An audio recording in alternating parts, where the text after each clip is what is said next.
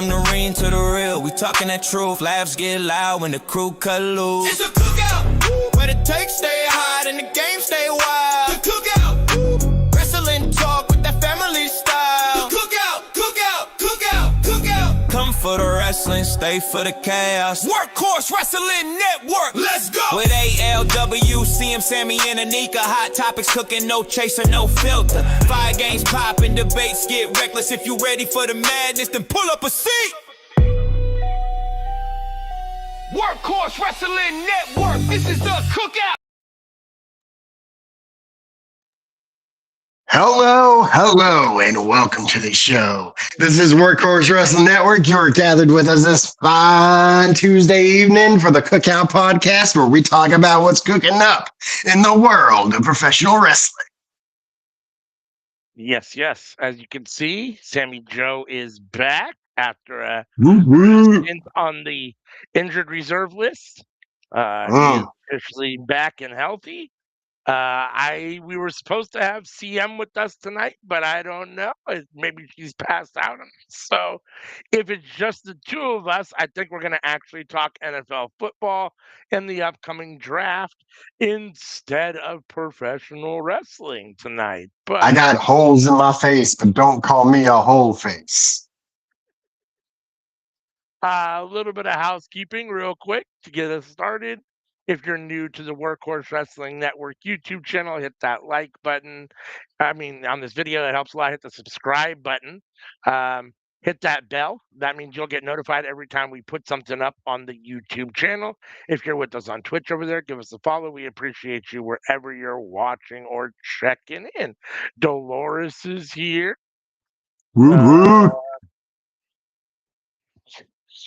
It says a hand covering eyes. I don't use that. Let's go. I'm not sure if that was supposed to be an emoji that didn't register, but Dolores says, let's go. That's our great producer, intrepid producer, I guess is what I meant to say.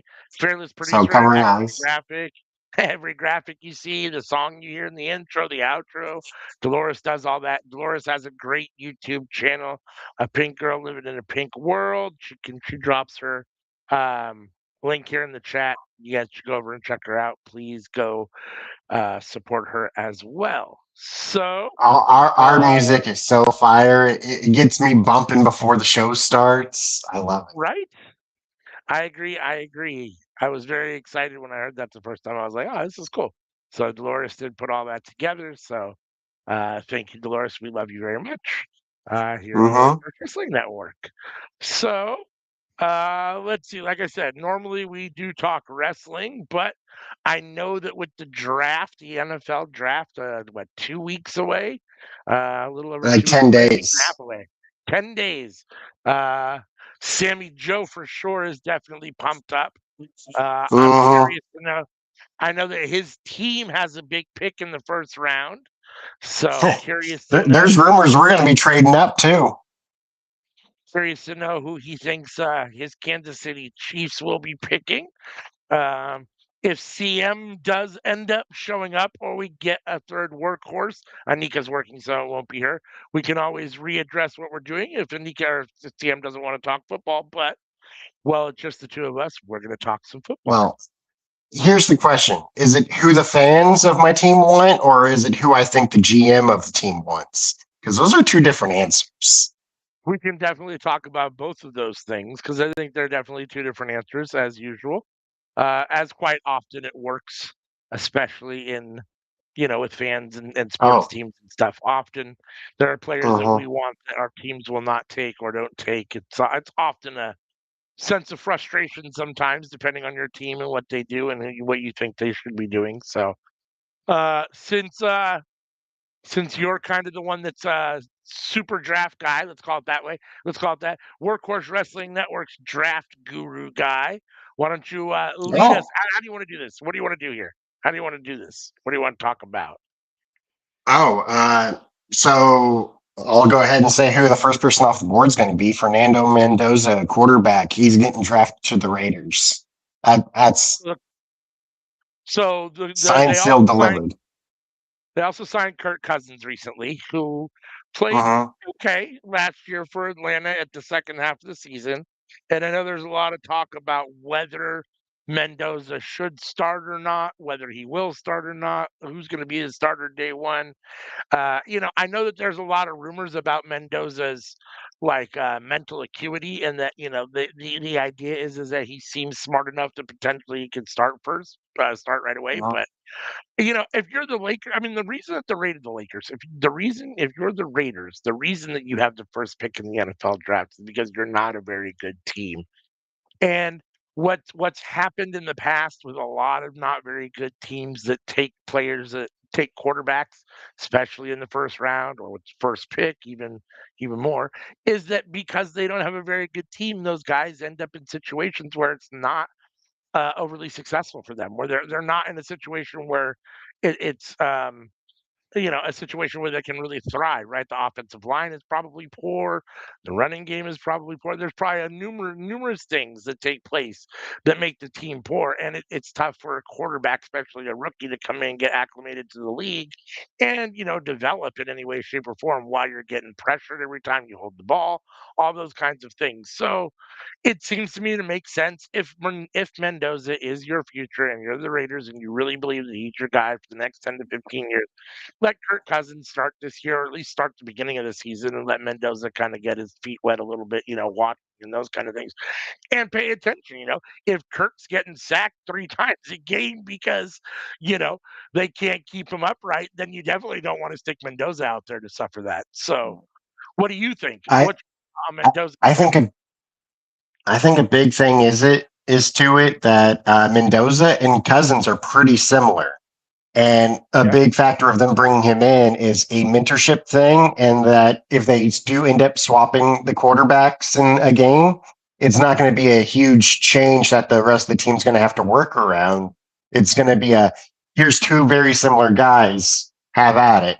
Like if you have a, running quarterback like Lamar Jackson, his backup should also be a running quarterback too.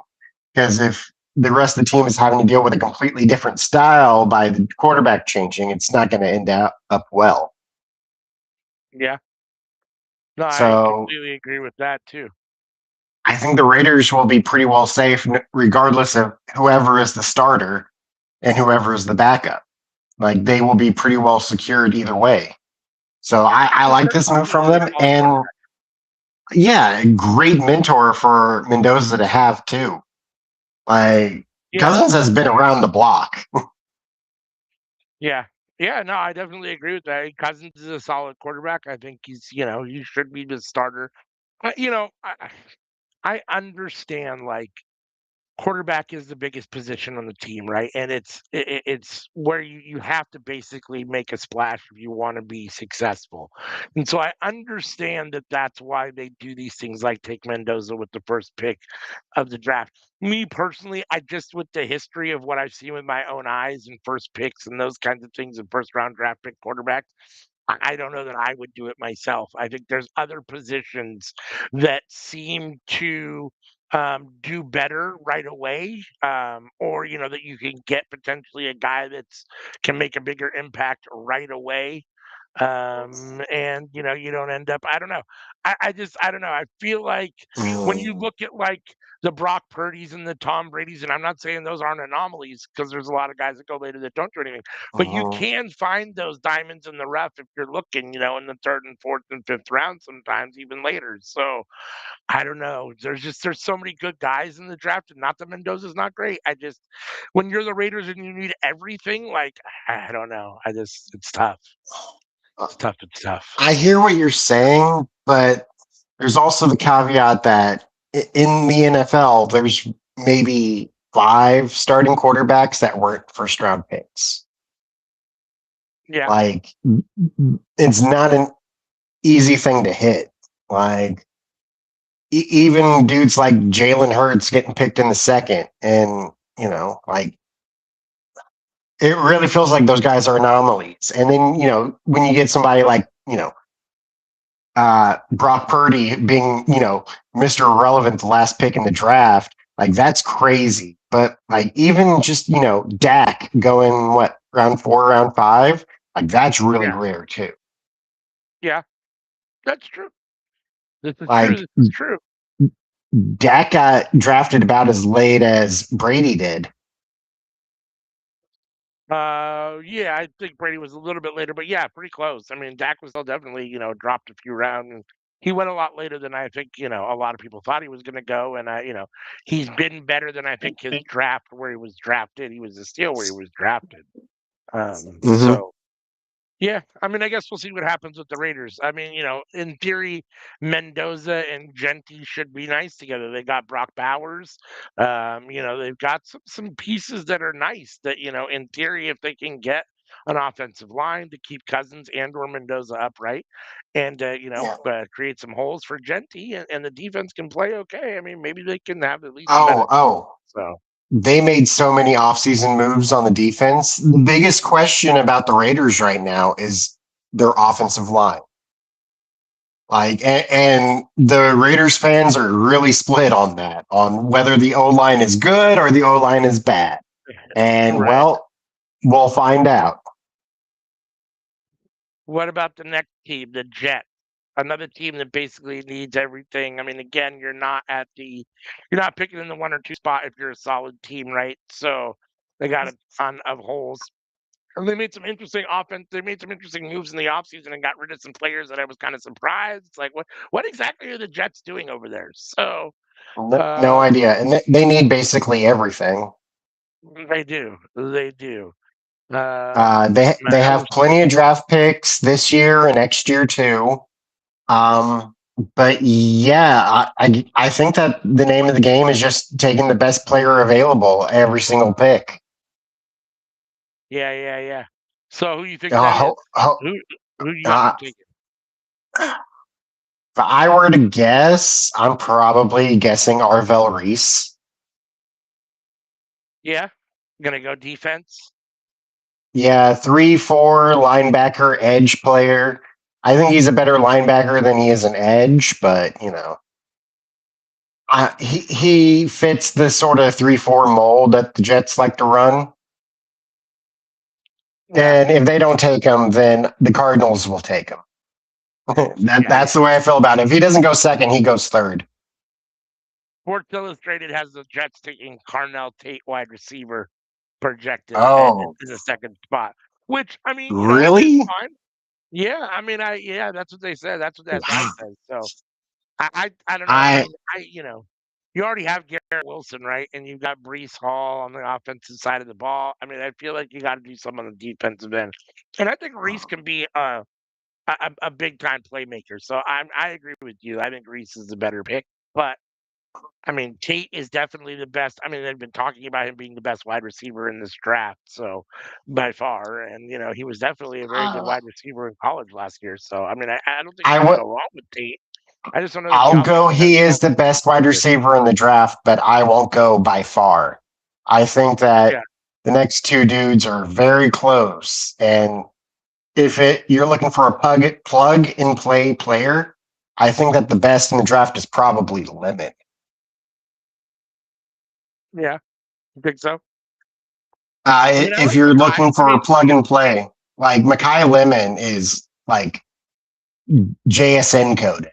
Like he is Puka Nakua coded. Like he's Emmanuel St. Brown coded. Like I struggle to feel like this dude goes into the league and doesn't do great things.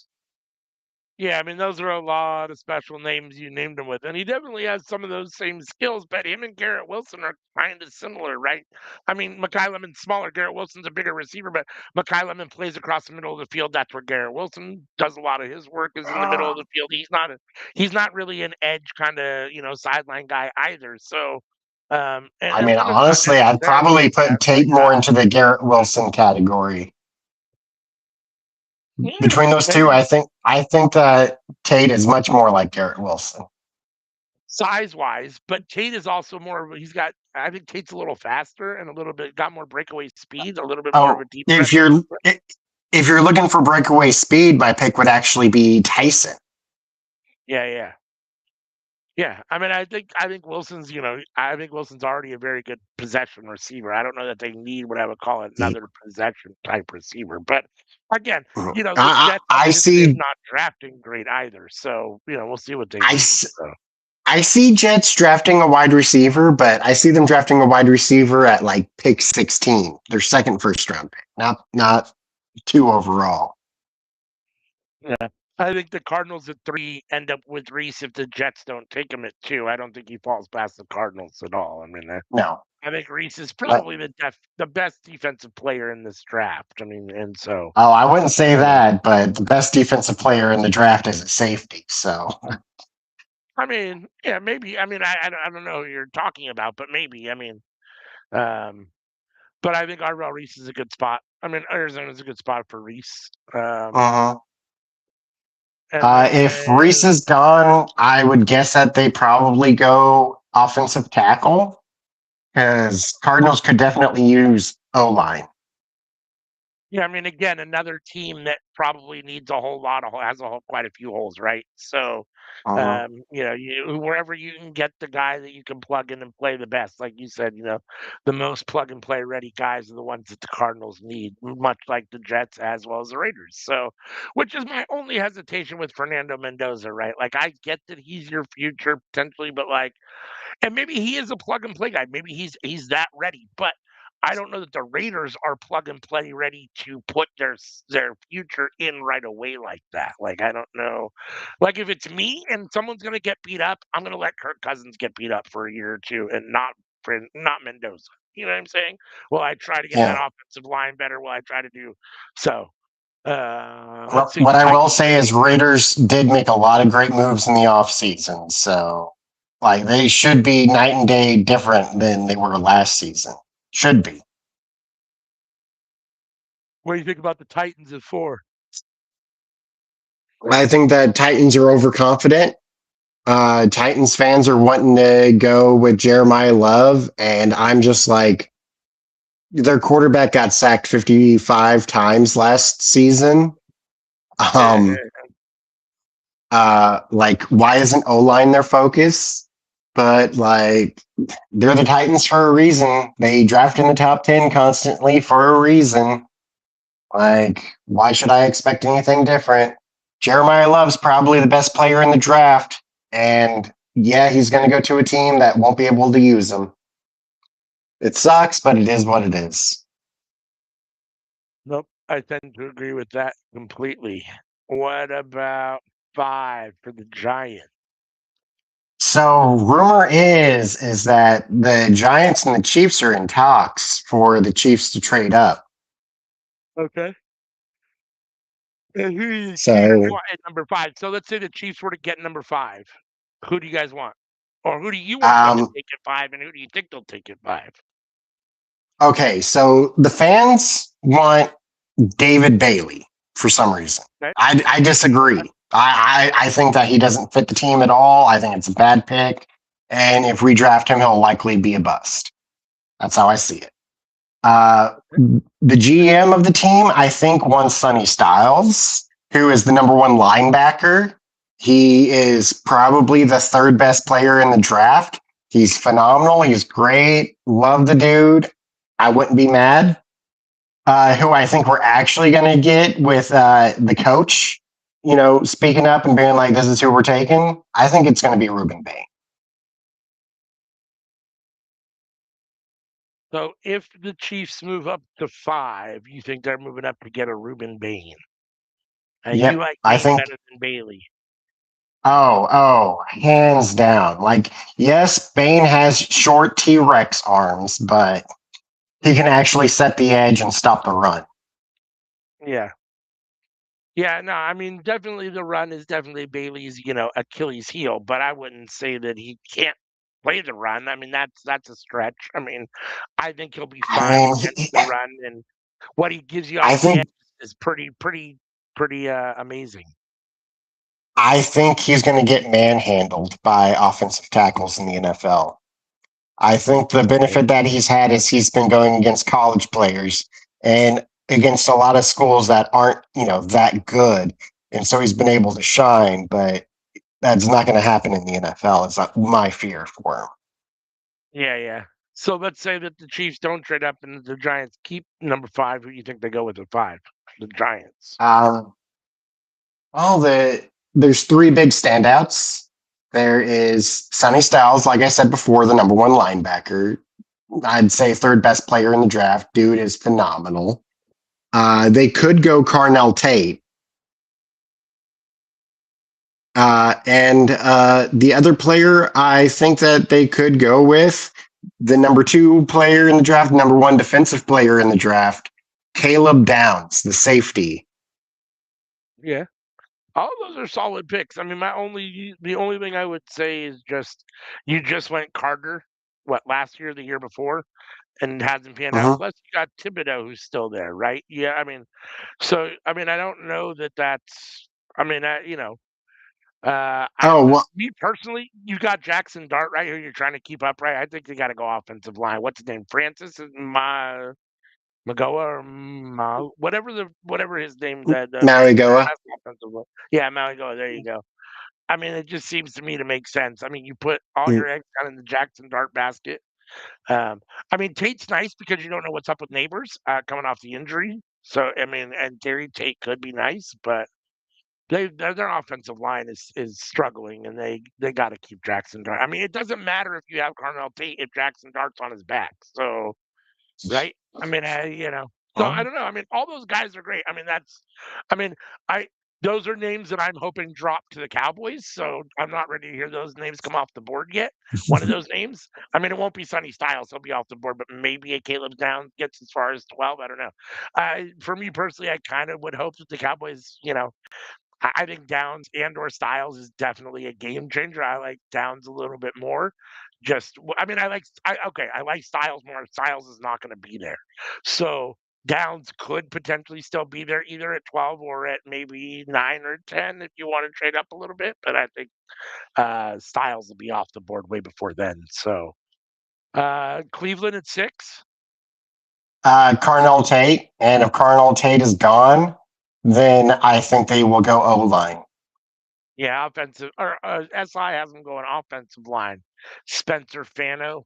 They got the Giants taking one Oh, offensive lineman. oh, no, For they not got Fano. I mean, yeah. of course the Browns would take him. He's not going to be a tackle in the NFL. He's going to be moved to guard. Straight up, he's going to get moved to guard. But honestly, the Browns need guards, so it's just using the number 6 pick in the draft on the guard is so crazy to me. Especially since even at guard, he wouldn't be the number 1 guard in the draft. Like Yeah. it feels like such a reach because I just don't think he's going to be a tackle in the NFL. Right. Yeah, I mean, it's interesting. Cleveland definitely has a history of, drafting, hit or hit or miss on the draft. Sometimes they draft okay, sometimes they don't. Even when they draft okay, it's like those guys go on to be better elsewhere.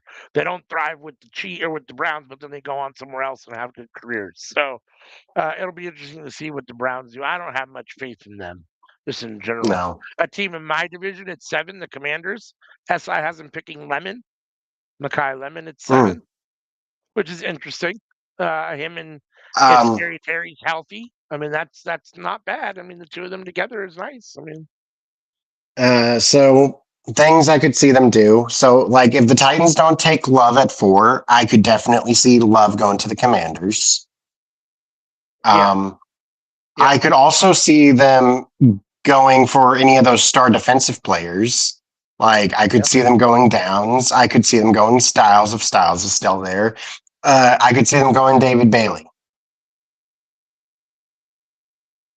SI has all those guys on the board still at the 7th pick. So it sounds like Washington has a lot of Like, options. And again, they still have a bunch of holes. Not a yeah, bunch of holes. They have holes. They have holes on both sides of the ball. So it definitely feels like they're a stick and pick team because, like, one of those players is falling to them. I don't know who, but one of them is falling to them, and they're going to be happy.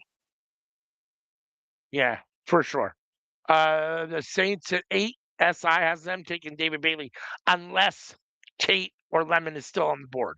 But SI has both those guys off the board. So They're saying that if Lemon or Tate is on the board, the Saints need to take them to help their quarterback. What's his name? Tyler Slow or So whatever his name is.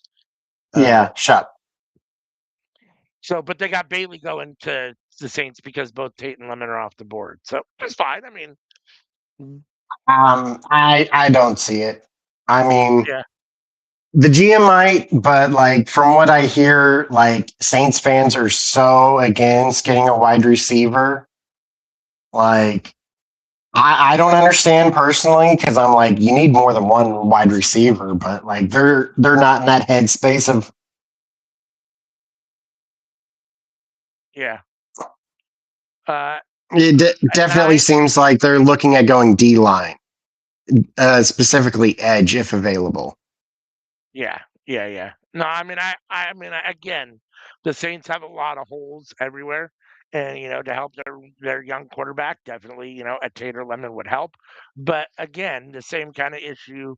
You got to keep him upright. Plus, if he's a young quarterback and trying to, not that you can't give him a star, but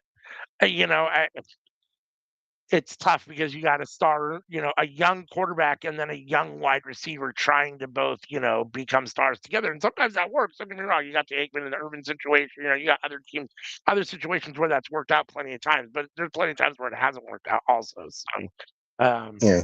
you know, But that's a big reason why a lot of people are thinking for the Chiefs to move up because then you got the Saints and you got the Commanders before them that would just basically pick exactly who they'd be looking at. yeah. Yeah, the same. So I was just going to say, your Chiefs are on the clock at number 9. Sports Illustrated has them taking Kenyon Sadiq, tight end out of Oregon, at the 9th spot. That seems a little bit like a stretch. I mean, I think Sadiq will be a very solid wide receiver, tight end in the NFL, and he'd be great for Kansas City. I'm sure he'd help Mahomes, but that seems like a stretch. I like Sadiq, but at 9, that's a high for a It tight end. I mean, it feels too rich. yeah, Yeah. I agree. But like if the Giants trade back, like if the Giants are picking at 9,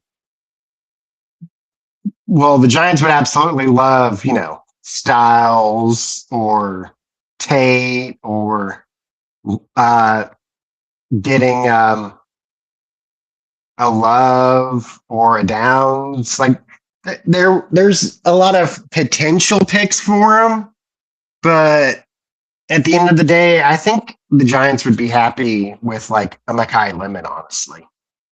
Yeah. A guy who can play behind Neighbors, and if Neighbors is Yeah. injured, being able to. But also, they could be a sneaky O line team pick 2 at 9. Like I'd feel more comfortable taking O line at 9 than I would at 5, given the O line in this class. So if the Chiefs stay at 9, who do you want them to take at 9? Mm. It doesn't sound like you're on the Kenyon Sadiq train. You said that's a little too rich. No. Honestly, There's a lot of good players on the board. the big thing would be if Ruben Bain fell, but like I don't believe Ruben Bain is going to fall to 9. I don't believe. SI has him going next to the Cincinnati Bengals at 10. So if he's Well, still there, I yeah, don't believe that in the I least. don't either. I don't either. Um, I don't either. I'd be very so surprised if he's still there. I'd probably go Caleb Downs. That's probably the best you'll get at 9 if it's the Chiefs pick. Because like if he doesn't go at 9, I expect him to go at 10 to the Bengals. Yeah, interesting.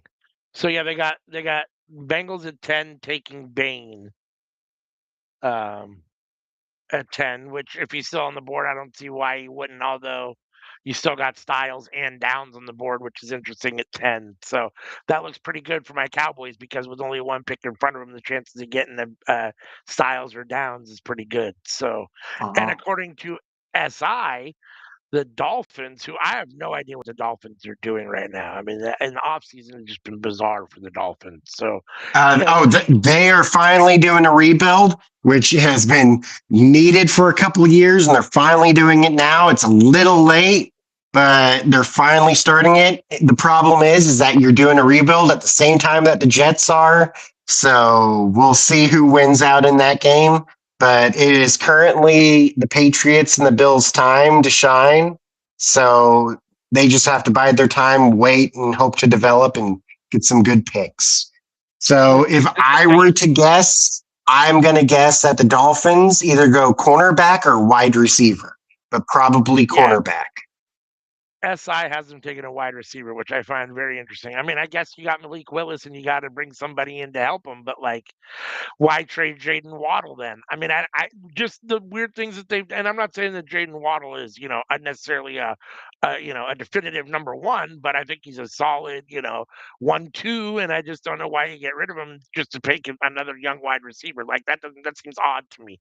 But I guess I mean, just like it's odd to me. And don't get me wrong, Tua wasn't.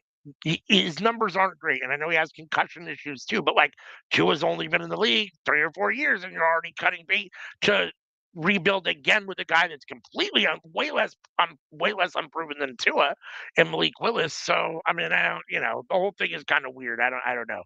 We'll see what ends up happening there. But SI has them taking Denzel Boston from. Well, here's the thing. I don't think they're going into this with the idea that Malik Willis is the guy. I think they're going in with this as Malik Willis is cheaper and is a bridge in order to get to where the team is actually good.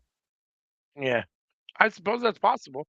I mean, I guess we wait and see how Malik Willis can do. I mean, if indeed Malik Willis is not, if you already believe that he's not the long-term solution, then I mean, I understand. I already said, first rounds for quarterbacks can be tough, but why are you not looking at quarterback in the first round if Malik Willis isn't your guy? Like, so. Well, I mean, this isn't a great class for quarterback. Like next year looks to be better, and they could very well go for a quarterback next year. Yeah, and they have other picks.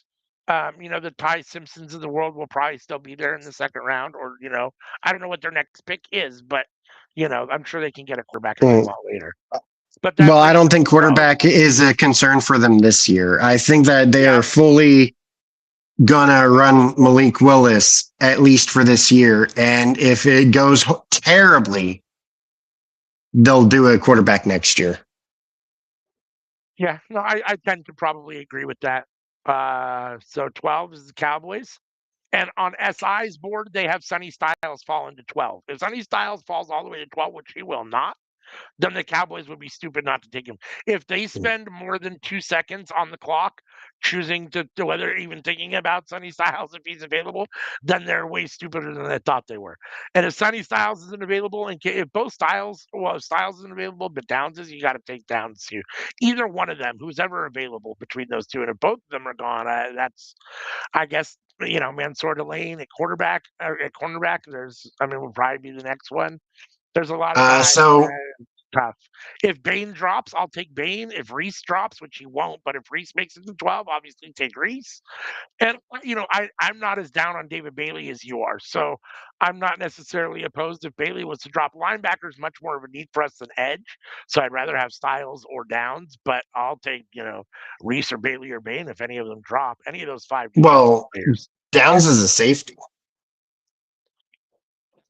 Oh yes. I'm sorry, you're right. Yes, yeah. I'll take Styles. We need all 3 positions, technically. But yeah, those are the 3 positions: edge, linebacker, and safety.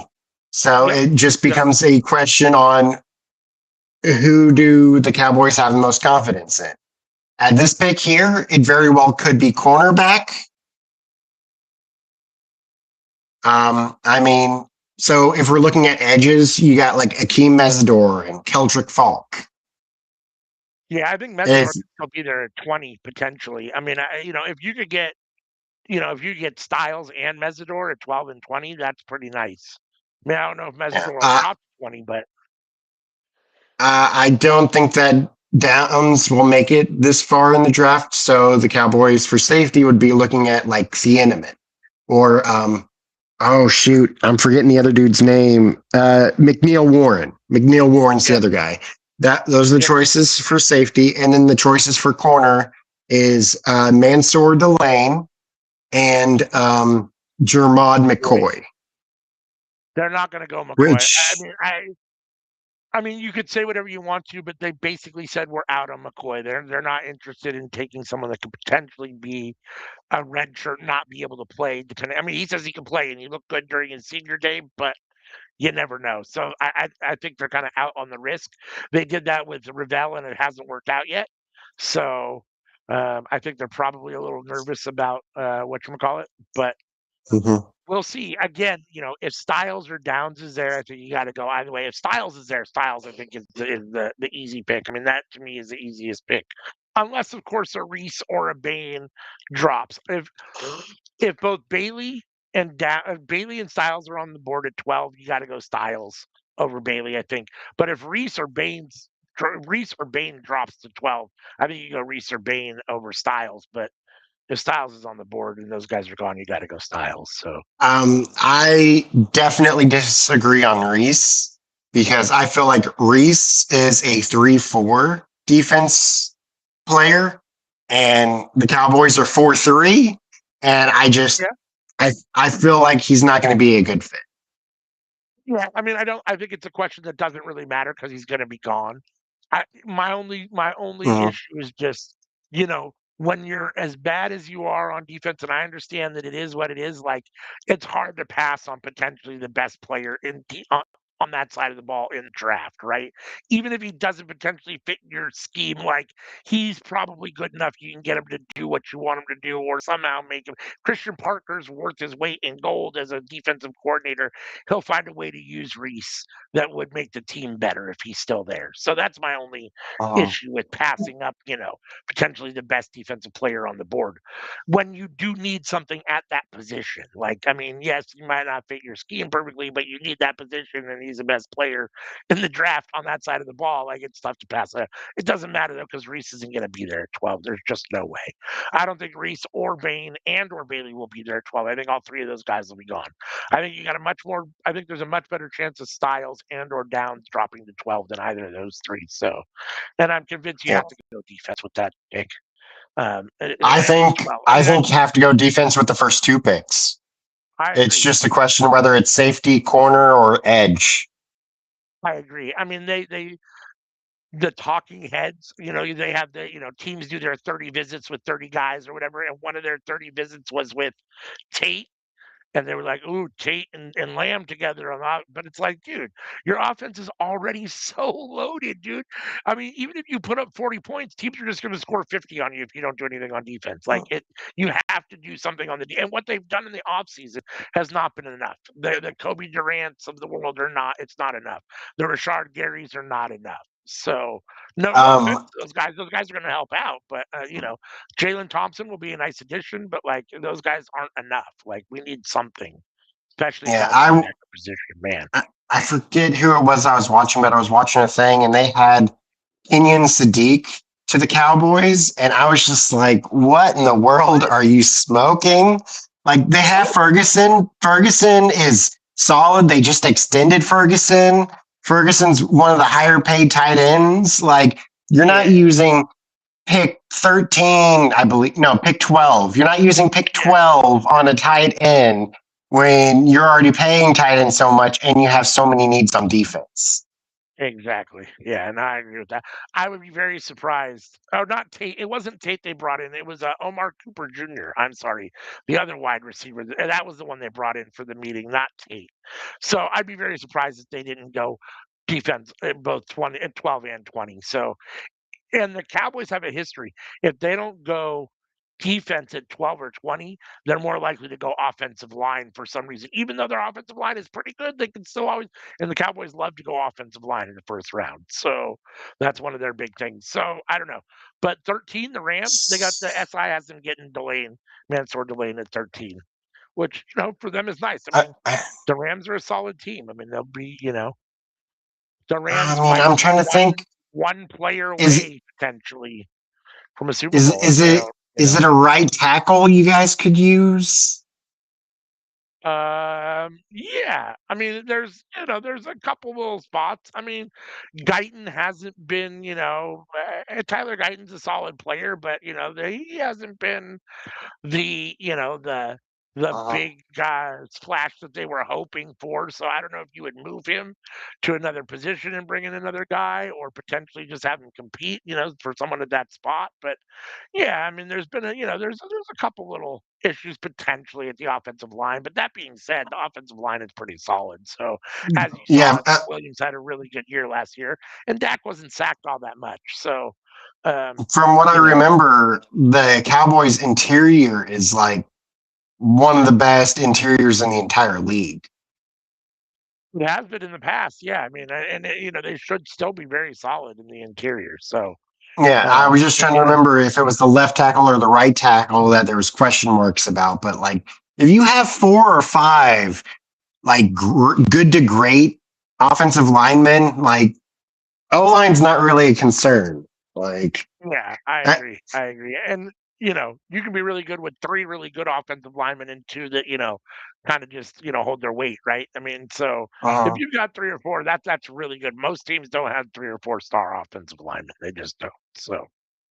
Let's see the Rams. The Rams are very solid. Like I was saying, the Rams are one player away. Here's my only concern with Delane.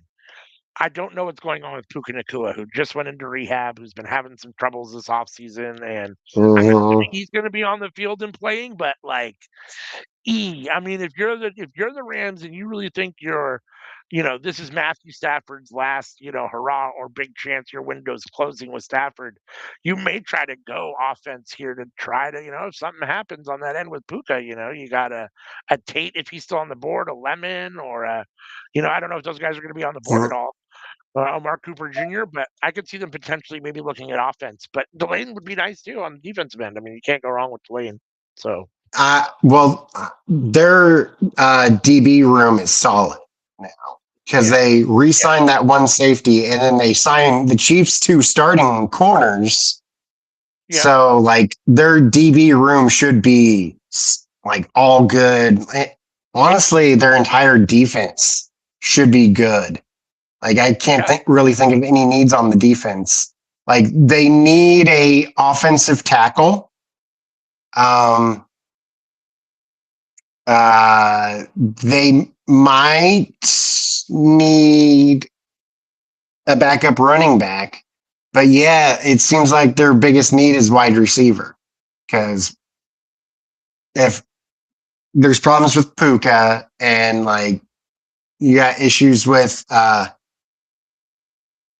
Devontae Adams because he's getting up there in the years. So like if he gets hurt, like they are essentially screwed. One thing I will say is that a lot of the fans seem to be wanting to go Kenyon Sadiq.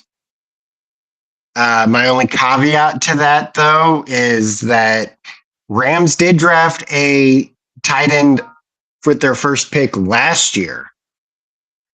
And it's like, are you wanting to invest your first pick into tight end again this year? Like, we didn't even get to see the other dude play last year. Like, because you already have like 4 tight ends. Like, how figure out the plan. Like, because what are you going to do with 5 tight ends? Even if half of them suck, what are you going to do with 5? And I like Sadiq, but I don't know that Sadiq is what I would call a game changer. I mean, if you're the Chargers, if you're the Rams, and you think you're really one player away, I don't know that Sadiq is that one player. Like I like Kenyon Sadiq, but I don't know that he's that one player. Especially not like you said when you already have the tight end room that you had, right, and all those guys. So it's yeah, I mean, if you pick a Kenyon Sadiq and he hasn't touched the field, like that's a waste of a pick for a team that, yeah, I mean, you're a very solid team, and maybe you're drafting for depth, but you're not. I mean, you're still 1 star player away from probably going over. So in the first round, I mean, that's a high enough pick that you should still get better than Kenyon Sadiq at that spot. I mean, in my opinion. So Baltimore. I think it's either an offensive tackle or it's a wide receiver. I don't know which, but I'm pretty sure the Rams are picking one of those 2. Yeah, Baltimore. Baltimore. I mean, I could definitely see Vega Owane go here. Um, Yeah, that's who they got. That's who that this guy has going here. Yeah, this would also be a believable spot to actually take Spencer Fano, Yeah, like where he was in SI. Like, no, no way in hell. But possibly here to the Ravens, I could see it. yeah. I could definitely see them going with a wide receiver. Oh, this is actually a believable landing spot for Kenyon Sadiq for me. I mean, if you're convinced that he's first round talent, this is probably where I think you get your money's worth is in the mid to late first round, as opposed to They the lost. top 10. But Yeah, and they lost two tight ends to free agency. So I there's mean, actually I a mean, gaping hole here for tight end that they need filled. they'll have a new coach, so we'll see. But the old coach definitely liked to use the tight ends, so Yeah. we'll see And what now the those new tight coach ends and does. coach are all gone. So yeah. They are. Well, So we'll see. I But mean, the only thing they really have is a quarterback and a running back. Like Zay Flowers isn't bad, but like let's be real, Zay Flowers is a wide receiver too. He's not a wide receiver one.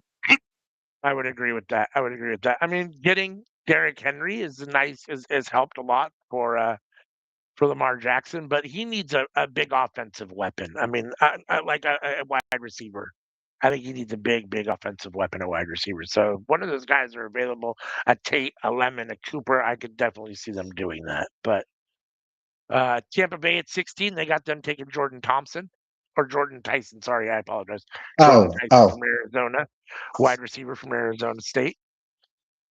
Tampa Bay. I mean, why? yeah. I mean, they lost Mike Evans, right? So they got Uh, to do something, I suppose. I mean, I I, don't know. but this is for wide receiver 3 here because they still have Godwin. They do, they do, And they and they took a got wide they receiver in got the first round last year. Like that's the reason why they felt okay with letting Mike Evans walk is because they used a first round pick last year on wide receiver. absolutely, absolutely. I feel like the thing here is probably a linebacker, but like I don't see Styles falling this far. So I guess the next linebacker up would be CJ Allen. Like CJ Allen would make sense. CJ Allen Also, would be a good pick for them. another guy is Kenyon Sadiq. Kenyon Sadiq would work here too. Like this Yeah, is the range I see Kenyon Sadiq going is, the mid right, teens, right. 14, 15, 16, somewhere around here. Yeah, I mean, another offensive weapon to help Baker. I mean, I don't think Baker would complain about that. I mean, Um, I don't think there's a dire need for wide receiver, but I do see a need for tight end. yeah. But Um, like they can get tight end later. Tight end's not like a huge need. So like if Kenyon Sadiq is gone, it's not the end of the world. right. Yeah. Like No, I totally the agree with thing that. is this a reach for CJ Allen? That's the big question to me. Is 15 Yeah. reaching? I guess it just depends on how much you determine you need that linebacker position and CJ really that guy that you think you can get, a decade out of at that position. If so, then yeah, I mean, but I mean at 15, I know that there's definitely some people that are nervous about CJ Allen. So well, I don't know. It'll be very interesting. The Jets at 16, which is their second pick in the top 20. I have them Uh taking Downs here. They have Downs falling all the way to 16 and him going to the Jets here. no way in hell. No way in hell. I don't think Uh, he'll be there on the board at 16. this will be a wide receiver. Whether it's Omar, whether it's Tyson. The only caveat I could see is if they were to go with a guard. Like if Vega Owane is still on the board, I could see that. Like if Vega hasn't gone, I could see them going Vega, but this is probably a wide receiver. Yeah, I mean, I understand the Jets need a lot of help on defense, but to go Reese and Downs, and don't get me wrong, those are two dynamic players. I just don't know that they have needs on both sides of the ball so much that I don't think you can. I mean, you can justify it because they're quality players, but Downs won't be there at 16. I don't think so.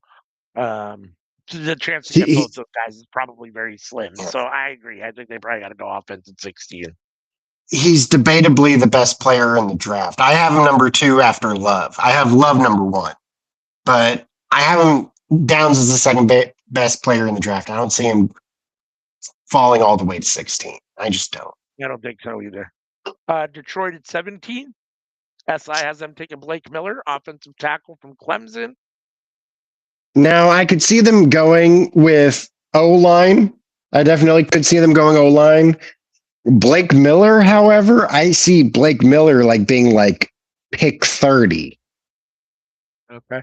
Like this is very much a reach in my opinion. Like I would see them going Lomu over him. I would see them like, and here's another thing is that they could take one of the guys who could switch into guard, like, a Caden Proctor. Yeah. Lomu would be a solid pick. I know Lomu played left tackle, but you can, that works perfect. Lomu. Like, I would definitely take Lomu over Miller here. Yeah, I don't know enough about either guy to really make an assessment, honestly, on either of those guys. But I mean, I definitely think that, you can never the game is won and lost in the trenches, right? And you can never go wrong with offense. And you've got a quarterback in Jeff Goff who's not very mobile. He needs to have a decent pocket to be able to step up in and throw the ball. You've got, a quality running back and a great running back in Gibbs. And Montgomery, a decent two-headed running back. Although I don't know if Montgomery's still there, he might have left. But Gibbs, you got Gibbs at minimum, and then you've got Amon Ra on the outside. So I mean, to not that the offense needs a lot of help, but I mean, you can never argue going offensive line ever, right? So, yeah.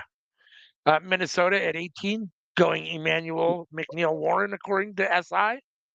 I'm dropping I mean, it really depends. They could very well go Dylan Thieneman if Cowboys didn't take Dylan Thieneman at 12. Yeah. Yeah, they've got Um, Dylan going 19, one pick later to Carolina. So they've got mm, Warren going 18 to Minnesota, and then Tenneman going to Carolina at 19. I would swap the I would swap those two personally. Yeah, I mean, it's probably really 6 of one, half dozen of the other. It's whichever one you like personally a little bit more. I mean, I think they're probably very interchangeable, which is why they're both going here roughly at 18 or 19, right? I mean, I don't know Yeah. which one's better. Well, Thieneman's better in the box. Thieneman's better against the run. Thieneman's the better tackler. McNeil Warren is better ball hawk. He's better at, tracking the ball downfield, free safety. Yeah. I think he's a little more athletic than Dylan. Not to take anything away from Dylan. Dylan's athletic, but I think Manuel's a little bit more athletic, just in general. But yeah, I don't think you can go wrong with either. Warren would make the better corner. Thieneman would make the better linebacker. Yeah. That's the best way I can put it. So Minnesota and Carolina, they've got them taking those two in some way, shape, or form. And then they've got Dallas taking Jermon McCoy, which they've already said they're out at 20. So, I mean, I don't even think if McCoy is on the board, they're going to take him. So, depending on what happens at 12, if CJ Allen is still here, this could be a CJ Allen spot. If they don't get a Downs or a Styles at 12, depending on what they do at 12, this could be a CJ Allen spot for sure. I can definitely see that. So, I mean, it all just depends on what the board looks like at this point, but I'd be very surprised if they went with McCoy. I mean, I like McCoy. I think McCoy's great. If you say the Cowboys are out on McCoy, then, they're probably are. However, I feel like another team will jump at the chance for him. I think he is good. It's just, a question on if he's completely healed or not. But yeah, I mean, I didn't watch all of his pro day, but I saw clips of it, and he looked pretty good at his pro day. So, I mean, if I'm the Cowboys, you need someone in that safe, in that defensive backfield, and I mean, McCoy, I don't know, I mean, I might take a chance, I don't know, but I understand 20's also, you have so many holes on the defensive end, and 20's a high pick to waste on someone that potentially, or to use on someone that potentially you could have an issue. I mean, you just don't know, I suppose. That you're just not 100% sure. So I don't know. Every What do you think? year, Third a round? player or two, uh, every year, a great player or two will drop in the draft because of injury concerns, and then they just Yeah, have a phenomenal rookie year. And it's like, how did they drop as far as they did? Like that does definitely happen quite a bit. last year, Let's that see. cornerback that went to the Cardinals in the mid-second round, like Oh, yeah, yeah, I yeah. thought he was going to be going in like the teens. Like even with his injury, I was like, okay, well, he's going to drop like 10 spots. Instead of being pick 5, he'll be like pick 15. And then he goes in the Right. middle of the second. Like, what a steal. No doubt, no doubt. 21, Pittsburgh. SI has them going Ty Simpson here. Alabama quarterback. Second quarterback off the table, off the board. I mean, it all depends on what they got going on with Aaron Rodgers. I think this pick is only quarterback if for. I mean, don't get me wrong. They can't. Aaron Rodgers is definitely not their future, and they probably need to do something at quarterback for the future. But I think if they can get Aaron Rodgers locked in to say he's going to play before this draft, I don't know that they go quarterback here.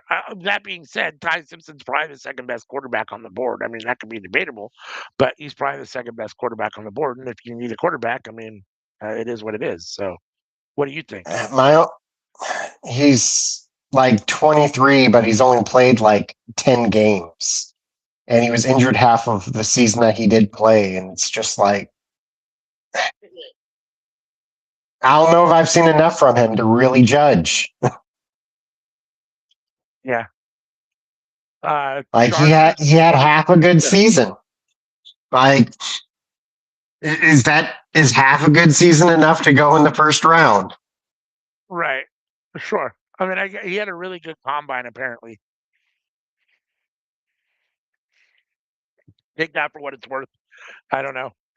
Um, and the contention is that Alabama runs a pretty NFL friendly offense. So guys that come out of Alabama are a little bit more potentially ready for the NFL. I don't know. But that Like being said, I can't. who? Like they I was had just going to say, Jalen Hurts, they had I was just going to say, Tua. yeah, I mean, Jalen Hurts is probably the best in the last 10 years to come out of Alabama as far as quarterback goes. So, yeah, I mean, other positions, no doubt. Defense, offensive Mhm. line, wide receiver. They've had a lot of great players at those positions, but quarterback, yeah, it's definitely been more miss than hit with Alabama quarterbacks. So, how about the Chargers at 22? They've got SI has them taking Monroe Freeling, offensive tackle from Georgia at They 22. need interior. Yeah, Like Freeling feels like an actual tackle, which right. is typically a good thing. But for the Sure. Chargers, they need a guard. The other question is there going to be one available that's better than Freeling at tackle? And can they move one of their tackles into guard potentially and put Freeling at that tackle spot? I mean, that could potentially be what they're thinking. I mean, I don't know. I mean, who knows? But maybe they have some other thing in mind for the guard if they go Freeling here. They probably want to go guard if there's a guard on the board, but I don't. They had Blake Miller going before Freeling. I definitely have Freeling going before Blake Miller. Miller. Yeah, yeah. Well, again, I mean, this is just whatever. SI is SI. I mean, I don't. They're not the end all. But also that happens in the draft too, where they take a player and I'm like, really? Like all the time. I- All the time. It's like he was my third wide receiver and he gets drafted first. What? Exactly. Yeah, it's all in whatever team is picking, whatever they've seen and what they like at the moment, right? Like what they think is a better fit. 23, the Eagles, they've got them taking Omar Cooper Jr. here. I don't know if that's because they're convinced that AJ Brown is going to be traded or they just want to team. I mean, you've got AJ Brown and what's his name? The other guy, Devontae or Davis, right? Smitty. Yeah. Smitty. Devontae Smith. Devontae Smith. Yeah, Smith. Devontae Smith. Thank you. You really need an Omar Cooper Jr.? Like, God, I mean, you already have a guy that can get the ball to the two wide receivers that you No offense to their I but definitely like, think they're trading AJ Brown post June 1st. I think that's okay, like well, pretty well already a done deal. AJ Brown's getting well, traded. well, if that's the case, then I could see them definitely trying to do this and bring in a wide receiver to take that place. I mean, then that makes some more sense. But if for some reason you don't trade him, I don't think you need Omar Cooper Jr. But another need they need is a cornerback because they got the Yeah. CB1 and they got the slot CB, but they don't have a CB2. Yeah. Like, I mean, their CB1 and their slot are both phenomenal. And that's the thing is that this is such a good team. It's just like kind of nitpicky with the holes that they do have of like, well, if they trade AJ Brown, then they need wide receiver. Right. It's Exactly. like, but if they don't trade him, like, what do they need? Right. Exactly. Yeah. No, I agree with that. Um, Cleveland at 24, their second pick in the first round. They got them taking Um, Casey Concepcion. yeah, Wide this is the big thing. Like for me, I have them taking Tate at 6. receiver. But if they go O line at 6, then yeah, they definitely need to go wide receiver here. Right. But here's the thing is that like with O line, they need bodies. They need as many people as they can get. With wide receiver, they need a wide receiver 1, not a wide receiver 2, not a wide receiver 3. They need a wide receiver 1. And it's a lot easier to get that at pick 6 than it is at pick 24? Yeah. Yeah. Yep. Yeah, depending on how you rate the wide receivers that are available, for sure, no doubt. 100%. Like if you can get Tate or you can get Casey Conception, like go for Tate. Just go for Tate. Pick 6. Like it's worth it for the Browns. Like Yeah, especially like who did they take? Fano? Like that's who SI has them taking. Yeah, at offensive line. awful. Don't do that. Bears at 25. Hayden Proctor, offensive tackle, Alabama. Oh, really? Huh. I mean, I don't know a No. lot about Proctor, No. but I know that the Bears need help keeping Caleb Williams upright. So I mean, they're not Yeah, but offensive line. they made moves in the offseason. The only real need I think they have is a center. I think that's the only hole in their O line is a center. And let's face it, you do not draft center in round 1. That's not something you do. So it seems to me they need D line. Yeah. Whether it's a defensive tackle or a defensive end, I think they need one of each. So it's about who the best available on the D line is available right here, which I don't think you've said Akeem Mesidor. So I would probably lean Akeem Mesidor here. Okay. 26, the Bills, they got him taking Lee Hunter, defensive tackle, Texas Tech, who I'm not overly familiar with, but He's pretty good. I mean, can't go wrong. That with makes sense. General Buffalo. I mean, I kind of assumed they'd take wide receiver, like Casey Conception makes more sense here.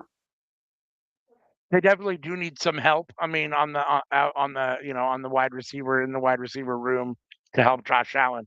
I mean, he's been criminally underhelped on the offensive side of the ball his whole career so far. So I mean, you can definitely say the same about Lamar Jackson. No doubt. I mean, so on the rare, any of those 3-star wide receivers fall to 26, which they won't. But if there's a Lemon or a Tate or a Cooper on the board here, I mean, you definitely got to look at that if you're Buffalo over, I would think, defensive tackle. But again, at least Patrick Mahomes has had the benefit of having Travis Kelce his entire career so far. But like you can't say the same about Allen and Lamar. This is very true. No, and then they've got Mesidor coming off the board at 27 to the Niners, which is very interesting. I'll be very Ooh. surprised if Mesidor drops to 20 or drops to 27. If Mesidor is on the board at 20 and the Cowboys don't take him, I'm going to be very upset, especially if they get Downs or Styles, earlier at 12. So, because I think Mesidor I definitely see. I definitely see the Niners going O line or even a wide receiver before going with a defensive end. Like, yeah, yes, they that's have what I Mike would Evans say. now, but like Mike Evans is what, 33? Like, he's not going to be there forever. No doubt, no doubt. And you don't know what's going on with Trent Williams, right? I mean, if that falls apart and Trent Williams ends up being gone, you got a big hole over there, right? So that's definitely Uh an issue. And like you said, I mean, we don't know what's going on with Brandon Ayuk. I mean, even if somehow they don't trade him, I mean, him coming back and being successful with that team after everything that's happened is probably very slim. I mean, I can't imagine there's good feelings there at all. Like you said, huh. Mike Evans No. at 33. They did take Pearsall 2 years ago with the first pick in the draft. So I mean, that's or not the first pick in the draft, but in the first round. So I think it was first round or second round, one or the other. So he's going to be there. But yeah, I mean, I tend to agree with you. I think they probably need to do something at the wide receiver position. That being said, I mean, if Messenger was on the board, it's hard to pass, right? Just in general. I mean, I'd be very surprised if he drops to 27. 28, Houston, Colton Hood, cornerback from Tennessee. No. No. And No? honestly, Texans fans should riot if they take anything other than O line. Yeah. Well, Like, you it should be is a happy. travesty what happened to CJ Stroud in the freaking playoffs last year. Like, he was just getting manhandled. It was like wet paper, like just getting to the quarterback. Now, their defense was great. Their defense was phenomenal. Their O line sucked, and it made it look like their quarterback sucked.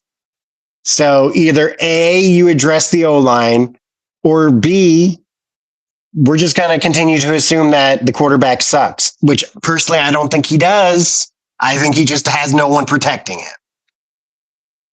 So SI says here, which I find very interesting, because I tend to agree with you that their offensive line was not very good at keeping CJ Stroud upright. It says, Houston Texans, you guys are pretty set as I see it in a position where you can seek depth pieces and or take the best player available. I'd leap at Proctor if he's available, but in this wood, Hood is the pick, giving DeMarco Ryans yet another talented cover man. Honestly, though, I wouldn't mind trading down for some additional day two currency if possible. So they like Houston in general. They don't seem to think that Houston has a big glaring offensive line need, which I disagree with because I remember seeing CJ Stroud spend a lot of time on his back last year. So, yeah, so I don't know. But it does benefit your team though because they have your team with their second pick at 29 in the first round, going Lomu at offensive line. So yeah, if you're I sitting mean, there, you'd be super excited. I don't hate it. Um, I, I feel like right tackle is a worry we can worry about next year. We got bigger fish to fry, mainly on the defense. And honestly, I'd take a wide receiver before I'd take a tackle. Yeah, yeah. No, I mean I think that other than having Kelsey, Mahomes is also one of those guys that has been probably criminally underrated, criminally, under has not had enough offensive support to help him. Um, so Kelsey's been nice, but and they've had pieces here and there, but nothing that I would call. I mean, correct me if I'm wrong, but in his time there, I wouldn't say they've had what I would call a superstar number one wide receiver in any way, shape, or form. Tyreek Hill. Um, oh, you're right. They did. You're right. In the very yes, they did have Hill for a minute, and they were very successful. So Mm-hmm. Hassan is here in But the house. yeah, Tyreek Hill wasn't there for a long time. He was just there for a good time. That's right. Hassan is in the house. What's up, Hassan? No Anika tonight. Anika is working, so no Ruby tonight. And we are actually talking football. But he does say NXT Revenge. Vice City was good. I didn't watch that, so I don't know. Um, But the SI has the first round of the NFL draft being capped off with Miami picking at 30 and New England picking at 31, both taking edge players. Miami taking Cassius Howell from Texas A&M at the edge, and Gross. then the Patriots taking TJ Parker right after that with the last pick in the first round draft. I'd much rather have TJ Parker. Oh, not even Again, close. I'd much rather. yeah, I mean, if the Dolphins have, if Parker's on the board and they take Howell over Parker, like that doesn't make any sense to me. That doesn't make any sense to me. But again, I would take Keldrick Falk. I would take Keldrick Falk over Howell. Yeah. Yeah. But to say it's. And I don't think you named him at all. Like, I haven't. I did not. It says with how the board has fallen, I see two viable pass rushers available for the edge of the Dolphins. Speedball Cassius Howell or power player TJ Parker. I lean towards Howell because he has more upside and brings energy to the field. So I don't know. I would take Zion Young before I would take Howell. Okay? Like, there's a lot of edge players still on the board. Like, why are you taking Howell in the first round? And I totally lied. This isn't SI. This is NFL.com. I'm sorry. Adam Rank at NFL.com. Oh, that's even worse. That's even worse. Adam Rank at NFL.com. So, yeah, I mean, Cassius Howell seems like a big stretch to me at 29. I mean, I agree that the Dolphins need 30. I think the Dolphins definitely need edge help, but I would take Parker. And, here's the thing. Ruben Bain, was the third shortest arms in the history of the edge position for the combine, and was the shortest in 20 years. And people were mind blown, oh my God, his arms are so short. And then Hal comes in with arms over an inch shorter. And they're like, oh, that's the shortest in NFL history. He's number one of all time. Bain was number 3 for a hot minute. Now he's only number 4 in history. Howell is number 1. Yeah. I forgot there is one more pick. The Seahawks, your Super Bowl champions, cap it off at the 32nd pick. It has them taking Jadarian Price, running back from Notre Dame, who was Jeremiah Love's backfield partner, because they're losing Kenneth Walker. And Zach Charbonnet recovering from the ACL injury, so they don't really have anybody in the running back room at this point. In the first round? The earliest I see him going is to the Broncos in the second round. Or, no, to the Vikings. That's the earliest I could see him going. The Vikings in round 2. They have him going to the Seahawks in round 1. What? Yeah, I mean, I think they're, the Seahawks, being that they have, they can draft here for what they think is, either depth or the most athletic guy on the board at this point because of who they are.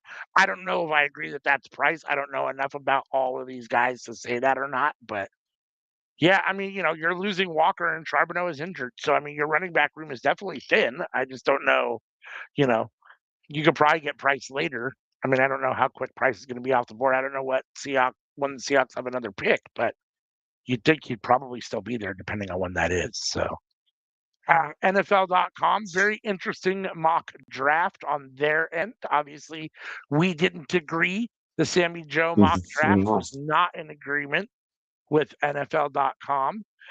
So, it'll be very interesting to see what ends up happening at the draft. I will say that this NFL.com mock draft played out in a way that looks very good for my Cowboys to get 2 star defensive players based upon the way these guys fell. I don't believe that that's probably going to end up happening, but we'll see what ends up happening. So personally, if you got McCoy at 20, I think that's a steal.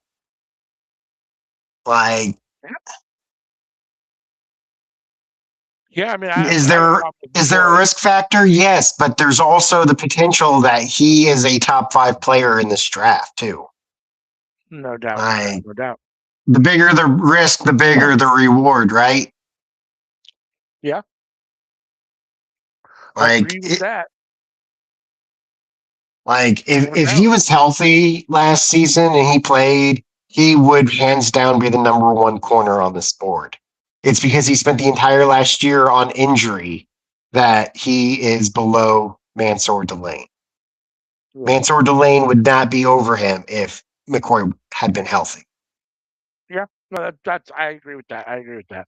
I think the question is if Downs is still on the board at safety at 12. They're going to go Downs. And then the question is, do you go defensive back again at 20 when you just went defensive back at 12? I mean, you have three glaring holes depending on who's on the board. I don't know that you could spend them both in the defensive backfield.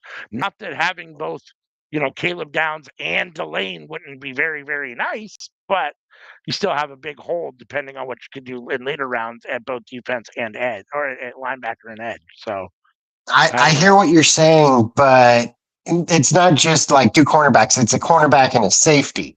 Like they are different. Like and Downs plays close to the line. He wouldn't fill that linebacker spot, but he plays that closer to the line type of safety. So more of a well, he does linebacker both. edge. That's the thing about Downs is you can put him at free safety or strong safety, and he will excel in both. Like it's reminiscent to like how the Ravens do Kyle Hamilton. Yeah. Like they'll use Kyle Hamilton in both ways. Like you can use Downs in both ways as well. Yeah. No, I agree. It'll be very interesting to see. Okay, so two questions and then we'll wrap this up. Who do you think is the biggest surprise in the first round as far as who goes in the first round that you don't expect to go in the first round? Who do you think will be the biggest surprise? You'll be like, oh shit, they went in the first round. Holy smokes. I'm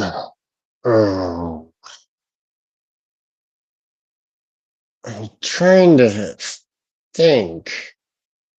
Because like everybody you named, like I pretty well expect either, first round or early second round. Like those make sense to me. The big issue I had is like the position of certain players where like you had Bono at 6 and I'm like, nah, he's like 16. Right. Yeah.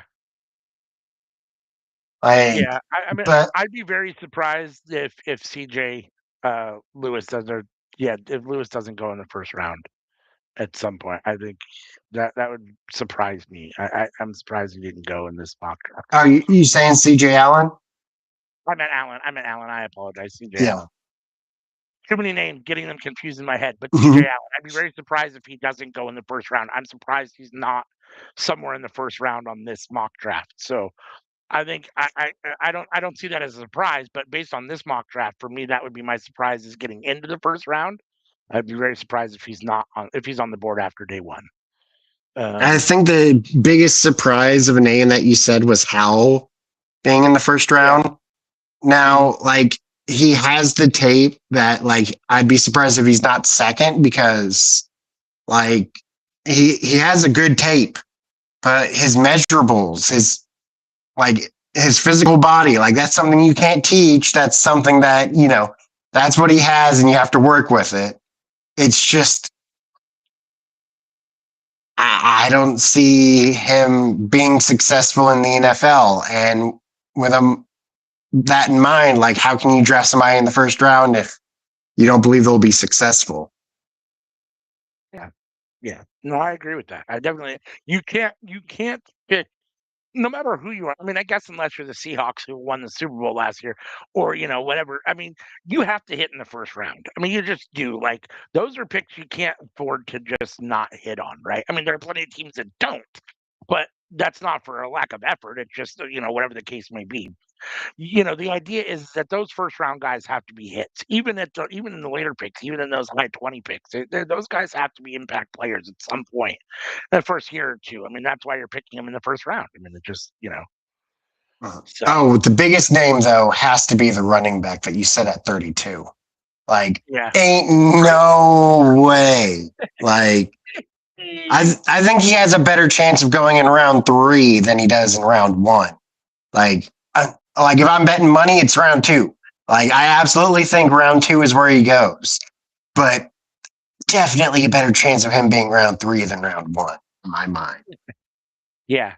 Yeah. I mean, I don't. I mean, I'm trying to think. I don't even know that if I was picking running back, that he'd be my second running back off the board.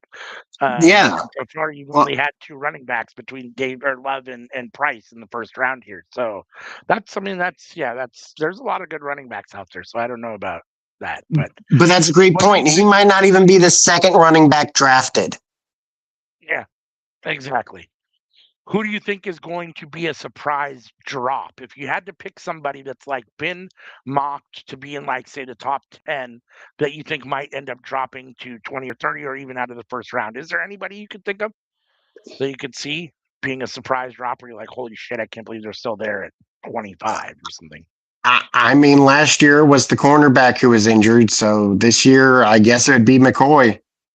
Yeah, yeah, Like, yeah, if he was healthy, he'd be a top 10 person drafted. But since he's not healthy and he might just drop. Oh, another person with that situation is Caleb Banks.